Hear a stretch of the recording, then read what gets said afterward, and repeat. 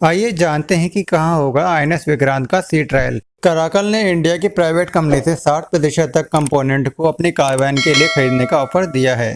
कल क्यों निर्भय मिसाइल के फ्लाइट टेस्ट को अबॉर्ट करना पड़ा, इंडियन नेवी ने अपने एम्फीबियस वारशिप की डील को क्यों स्क्रैप किया और साथ ही जानेंगे क्या क्वालिटेटिव रिक्वायरमेंट में बदलाव आए हैं।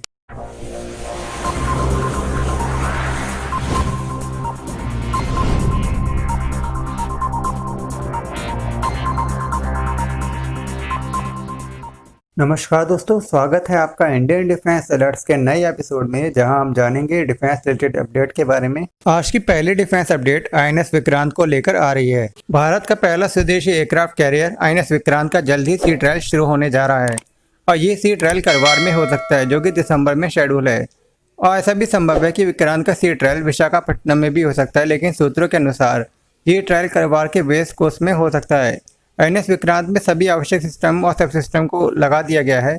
आईएनएस विक्रांत का सी ट्रायल केवल दिसंबर तक ही नहीं चलेगा, बल्कि ये सी ट्रायल कुछ और महीनों तक चलेगा। और इस सी ट्रायल के दौरान ये देखा जाएगा कि सी ट्रायल के दौरान आईएनएस विक्रांत कैसा परफॉर्म कर रहा है, आईएनएस विक्रांत की स्पीड कितनी रह रही है, और ये भी देखा जाएगा कि ये कितना मैनूवर कर सकता है और उसके सब सिस्टम और सिस्टम कैसे वर्क कर रहे हैं। वैसे तो सी ट्रायल इस साल की शुरुआत में होना था, लेकिन कोविड-19 के चलते इसे स्थगित कर दिया गया। आईएनएस विक्रांत का डिस्प्लेसमेंट 40,000 टन है और ये 262 मीटर लंबा है। इसका बीम 62 मीटर का है। आईएनएस विक्रांत 40 फाइटर जेट को एक साथ कैरी कर सकता है, लेकिन अभी तक तय नहीं किया गया है कि आईएनएस विक्रांत पे कौन सा फाइटर जेट होगा। लेकिन इंडियन नेवी को F-18 ब्लॉक 3 का ऑफर दिया गया है।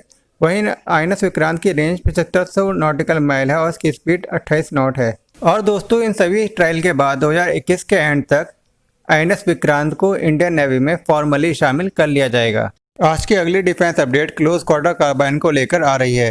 पहले 93,895 fast track close quarter carbine की खरीद के लिए कराकल इंटरनेशनल को चुना गया था, लेकिन बाद में डिफेंस एक्विजिशन काउंसिल ने इस डील को रद्द कर दिया था। और अब कराकल की ओर से प्रस्ताव दिया जा रहा है कि वो 60% तक कंपोनेंट इंडिया के प्राइवेट कंपनी से इंपोर्ट करवा सकते हैं और बाद में क्लोज क्वार्टर कार्बाइन के लिए 100% तक कंपोनेंट इंपोर्ट करेंगे। और कराकल इस कार्बाइन का आईपी यानी कि इंडिविजुअल प्रॉपर्टी इंडिया को देने के लिए तैयार है। लेकिन जब कराकल से उनके इंडियन पार्टनर के बारे में पूछा गया तो उन्होंने बताने से इनकार कर दिया। वहीं पिछले महीने जब डिफेंस सेक्रेटरी की मीटिंग हुई थी तो उसमें डिसाइड किया गया था कि अर्जेंट क्लोज क्वार्टर कार्बाइन की रिक्वायरमेंट के लिए मेक इन इंडिया के तहत इंडियन प्राइवेट या पीएसयू से करनी चाहिए। और वहीं डिफेंस एक्विजिशन काउंसिल की मीटिंग में इंडियन आर्मी का कहना था कि 3,50,000 कार्बाइन के लिए मेक इन इंडिया के तहत जाना चाहिए, लेकिन 93,000 कार्बाइन की अर्जेंट रिक्वायरमेंट है।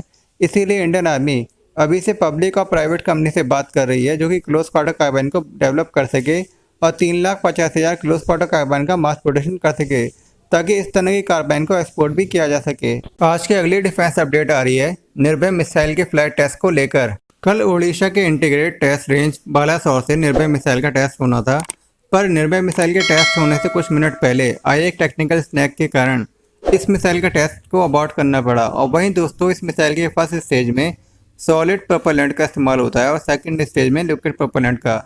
निर्भय मिसाइल सॉलिड रॉकेट मोटर से चलती है, जिसको एडवांस सिस्टम लेबोरेटरी ने डेवलप किया है, जिसकी रेंज 1000 किलोमीटर है और उसकी स्पीड 0.6 मैक है। वैसे अब तक निर्भय मिसाइल के 7 टेस्ट किए जा चुके हैं, जिनमें से केवल 2 टेस्ट असफल रहे हैं। और दोस्तों, इस तरह की सॉलिड रॉकेट मोटर से चलने वाली मिसाइलों का इतना रख रखाव नहीं करना पड़ता और इस तरह की मिसाइल को फायर रेडी करने के लिए बहुत कम समय लगता है। और निर्भय मिसाइल के 200 से 300 किलोग्राम वायलेट के लिए इसकी रेंज 1000 किलोमीटर है और जैसे जैसे वायलेट का वेट बढ़ेगा वैसे वैसे निर्भय मिसाइल की रेंज कम होती जाएगी। आज की अगली डिफेंस अपडेट आ रही है इंडियन नेवी के एम्फीबियस। इंडियन नेवी ने 7 साल तक चलने वाले एम्फीबियस लैंडिंग प्लेटफॉर्म वारशिप के एक्विजिशन प्रोसेस को स्क्रैप यानी कि ख़त्म कर दिया, जिसके अंतर्गत 4 एम्फीबियस वारशिप को खरीदा जाना था, जिसकी कॉस्ट 20,000 करोड़ रुपये आकी गई थी। और अब बताया जा रहा है कि इंडियन नेवी की क्वालिटेटिव रिक्वायरमेंट में आए कई बदलाव के बाद अब Indian navy fresh amphibious fleet के एक्विजिशन के लिए दोबारा से बिडिंग करवाना चाहती है। और इस बिडिंग में सबसे पहले 3 कंपनी सबसे आगे थी, जिनमें Reliance defence and engineering limited, Larsen and turbo और एबीजे शिपयार्ड। लेकिन क्योंकि एबीजे शिपयार्ड की वित्तीय हालत ठीक नहीं है, इसीलिए इस मेगा डील से एबीजे शिपयार्ड को डिस्क्वालीफाई कर दिया गया। वहीं इस एक्विजिशन में हर एक वारशिप 30,000 से 40,000 टन तक का होगा। लेकिन ये सब देखकर लगता है कि इंडियन नेवी ने अपने महत्वपूर्ण 7 साल खराब कर दिए हैं। और अब जब इंडिया चाइना का टेंशन चल रहा है, जहाँ पे इंडिया को टू फ्रंट वार को देखने को मिल सकता है, तब इस तरह के एम्फीबियस वारशिप बहुत मायने रखते हैं। मुझे आशा है कि आपको वीडियो जरूर अच्छा लगा होगा। अगर वीडियो अच्छा लगा है तो वीडियो को लाइक कीजिए, चैनल को सब्सक्राइब कीजिए और अपने दोस्तों के साथ वीडियो को शेयर करना ना भूलें। आखिर तक देखने के लिए आप सभी का धन्यवाद। जय हिंद, जय भारत।